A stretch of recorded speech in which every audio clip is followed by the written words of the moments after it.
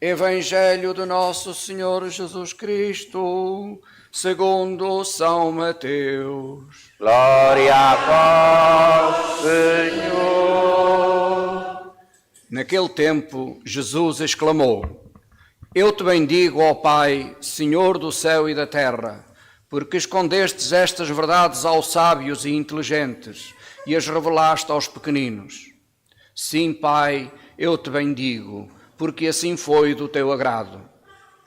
Tudo me foi dado por meu Pai.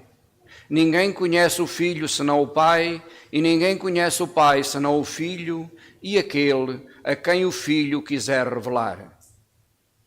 Vinde a mim, todos os que andais cansados e oprimidos, e eu vos aliviarei. Tomai sobre vós o meu jugo, e aprendei de mim, que sou manso e humilde de coração, e encontrareis descanso para as vossas almas, porque o meu jugo é suave e a minha carga é leve. Palavra da salvação. Glória a vós, Senhor.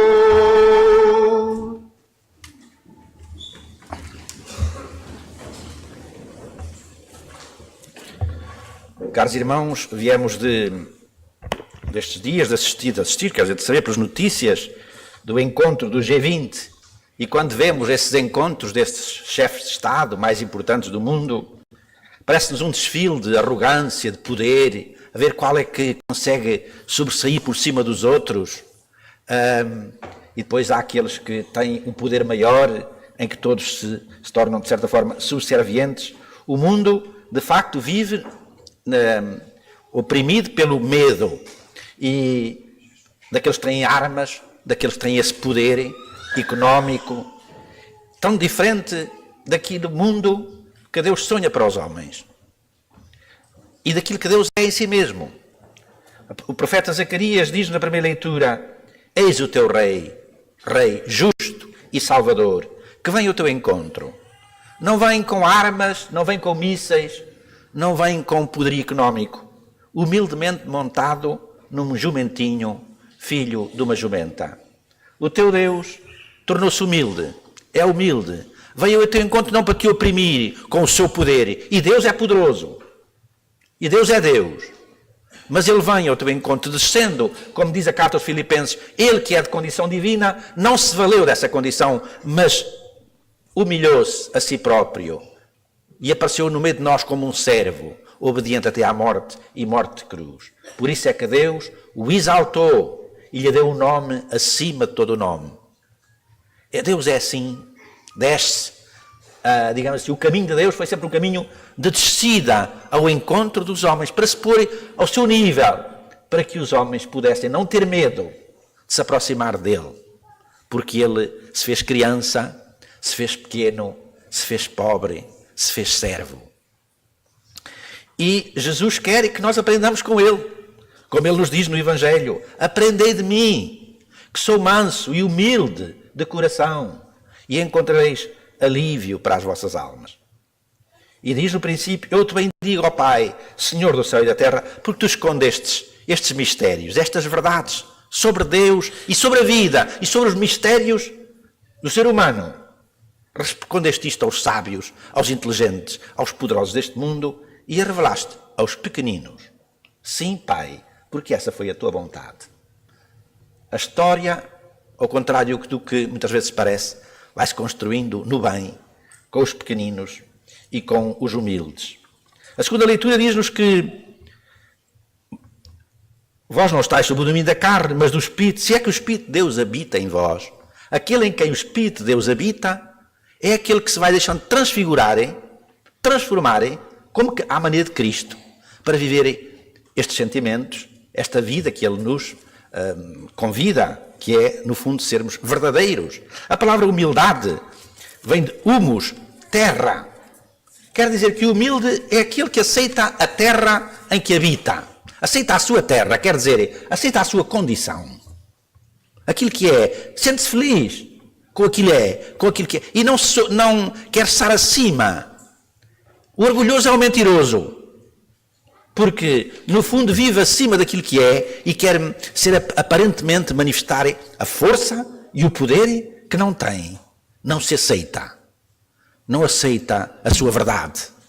O humilde aceita a sua verdade. Somos pobres e fracos, todos, e mesmo aqueles que aparecem com muito poder e com muito dinheiro, etc., são fracos e pobres como os outros, e têm doenças como os outros, e morrem como os outros todos, e não há aqui poder de armas que nos valha, não é? Mas eu gostaria de chamar a vossa atenção sobre 3 convites que Jesus nos faz no Evangelho de hoje. O primeiro é: vinde a mim, vós que estáis cansados e oprimidos, e eu vos aliviarei. É um convite dirigido a todos os que vivem a sua religião como uma carga pesada. Não são poucos os cristãos que vivem oprimidos pela sua consciência cristã. Foram educados num tempo em que, digamos assim, tudo era pecado.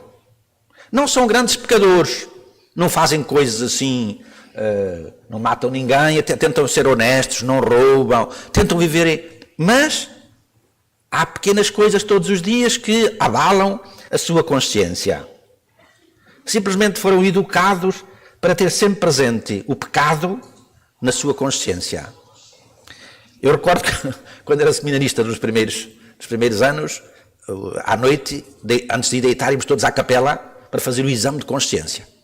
E o padre é que fazia o exame de consciência por nós. Ele fazia as perguntas e nós ficávamos em silêncio a pensar naquilo. Então a primeira pergunta era sempre: o meu primeiro pensamento quando levantei foi para Deus. Eu nunca me lembrava quando é que foi o meu pensamento primeiro. E depois eram assim coisas tão pequenitas. É certo, ajudava a formar a consciência, mas às vezes, em alguns espíritos mais problemáticos, algumas consciências ficavam apegadas a um certo medo de estar sempre a pecar. E algumas pessoas vivem assim, não conhecem a alegria do perdão contínuo de Deus. Se encontram com Jesus, encontrarão a paz. O que acontece com muita gente? Encontrando-se com o Deus da misericórdia, com o seu coração, nós descobrimos que Deus é, sobretudo, Pai de amor e de misericórdia, e não aquele que está lá sempre a apontarem as falhas que nós fazemos para nos apontarem. Há também cristãos cansados de viver a sua religião como uma tradição já gasta. Se encontram com Jesus, aprenderão a viver com gosto e alegria a sua relação com Deus. Digamos assim, a nossa fé é para nos dar alegria. A religião que não dá alegria, que a gente tem que fazer por, digamos assim, por tem que ser, ou porque já encontramos cá isto, isso é opressor. Nós devemos praticar a nossa religião, a nossa fé, porque ela nos dá alegria de viver. E é isso que Deus quer. E é só o encontro com Ele, ou o reencontro com Ele, que nos pode fazer renascer a alegria de praticarmos a fé e de a vivermos. Por isso, os cristãos que se reencontram com Jesus seguem-no não por obrigação, mas por atração. Como diz o Papa, que nós devemos seguir a Jesus por atração. Isto é, porque Ele nos atrai. O outro convite é: tomai sobre vós o meu jugo, pois é suave, o meu jugo suave e a minha carga leve. Jesus não oprime ninguém. Ao contrário, liberta o melhor que há em nós mesmos, pois nos propõe viver tornando a vida mais humana, mais digna, mais sã. Não é fácil encontrar o modo mais apaixonante de viver. Jesus liberta dos medos e das pressões, não os provoca em nós. Ele não nos provoca as pressões, mas liberta-nos. Sempre que nos aproximamos de Jesus, Ele faz crescer em nós o melhor que há em nós. E nós dizemos: que bom encontrarmos Jesus. Ele faz crescer a nossa liberdade interior, não a nossa servidão. Desperta em nossa confiança, nunca a tristeza. Atrai-nos para o amor. Não faz leis e preceitos, a não ser a lei ou o preceito de nos amarmos uns aos outros. Convida-nos, vivendo, a fazer o bem, a imitá-lo, pois dá-nos o exemplo e deu-nos o seu Espírito Santo para nos configurar com ele. E o terceiro convite vem desta frase do Evangelho: aprendei de mim, que sou manso e humilde de coração, e encontrareis descanso para as vossas almas. Havemos de aprender a viver como Jesus, porque é isso ser cristão, segui-lo. Às vezes, a gente pergunta, às vezes em conversas com cristãos, o que é que para vós achas que poderá ser, o que é que pode ser um cristão? E às vezes há umas respostas assim: é sermos boas pessoas, é fazermos o bem. Tudo isso é verdade, e é bom que sejamos boas pessoas e que façamos o bem, mas no fundo o que nós devemos ser é como Jesus, é fazer o bem à maneira de Jesus. Ele é que nos indica o caminho. E por isso é que Ele nos deu o seu Espírito. Jesus não complica a nossa vida, torna-a mais clara e mais simples, mais humilde e mais sã. Oferece descanso às nossas almas. Não propõe nunca aos seus seguidores algo que Ele próprio não tenha vivido. Jesus nunca nos propôs nada que Ele não vivesse. Em tudo a gente começa a se reparar, Ele vive aquilo melhor do que ninguém, sempre. Aliás, as pessoas notavam isso e por isso é que diziam: fala com autoridade. Porque Ele dizia, mas fazia. Convida-nos a segui-lo pelo mesmo caminho que Ele percorreu. Por isso pode entender as nossas dificuldades e os nossos esforços e pode perdoar os nossos erros, animando-nos sempre a pôr-nos de pé, a levantar-nos e a prosseguir o caminho com a força do seu perdão libertador. Centremos, caros irmãos, os nossos esforços em promover um contacto mais vital com Jesus em tantos homens e mulheres necessitados de alento, de descanso e de paz. Quanto bem nós podemos fazer quando promovemos ou quando ajudamos outros a fazer este encontro com Jesus, porque é a vida que ganha um novo sabor, um novo sentido. Sinto pena ver em tanta gente que é precisamente o seu modo de entender e viver a religião que conduz a muitos, quase inevitavelmente, a não conhecer a experiência de confiar em Jesus.